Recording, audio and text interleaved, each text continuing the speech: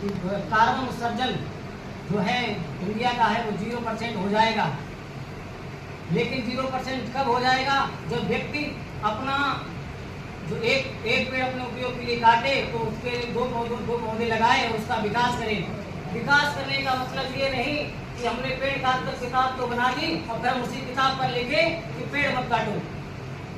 विकास करने का मतलब ये नहीं जब हमने पेड़ काट की किताब बना ली तो उसी किताब पे लिखे पेड़ मत काटो। विकास करने का मतलब है एक चीज को अपने लिए उपयोग लेके आओ तो दूसरा उसके लिए तैयार रखो, उसका विकास करो, उसका पालन पोषण करो, तब जाके ये हो जाएगा। जो हमारी पीढ़ी है आज, जो इस समय जो चल रही है, पहली पीढ़ी है जो पर्यावरण बचाने में, पर्यावरण के लिए जागरूक है, समग्र है। और ऐसा कहा भी जा सकता है कि ये अंतिम पीढ़ी होगी अगर इस क्षेत्र में ध्यान नहीं दिया गया। जो बढ़ता तापमान, बदलता मौसम हमारे किसानों, हमारी पर्यावरण, हमारे ग्रोथ, हमारे मानसिक डेवलपमेंट को जो अफेक्ट कर रहा है, पहुंचा रहा है, अगर उस पर ध्यान न दिया तो ये अंतिम पीढ़ी भी साबित हो सकती है। हमारे विकसित भारत का मतलब कि समाज में असमानता को बिल्कुल खत्म कर देना, जहां किसी वर्ग, किसी समुदाय, किसी जात पात का भेदभाव ना हो, जहां सभी लोग सौहार्द की भावना, प्रेम भाव, भाईचारे, अपने पराये को त्याग कर भाईचारे की भावना से रहें तो वो विकसित भारत कहलाएगा।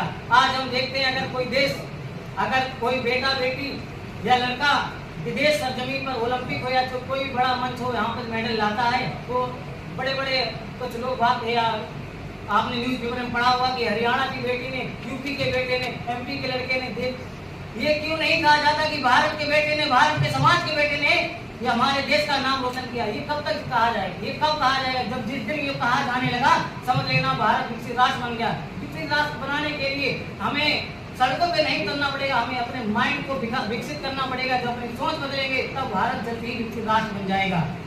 आज हमारे समाज में, हमारे मन में ये जहर घोला जा रहा है कि अपने पराये का, अगर आज किसी व्यक्ति को काम की जरूरत पड़ती है तो वो अगर कहीं जाता है तो अपनी जात के लोगों को ढूंढता है, अपने समुदाय के लोगों को ढूंढता है, अपने देश के लोग अगर कहीं भी जाता है तो अपने व्यक्ति को ढूंढने का प्रयास करता है। ये अगर जहर हमारे बीच में ऐसे ही घुलता चला गया तो आने वाली पीढ़ियों के लिए दुखदाई बन जाएगा।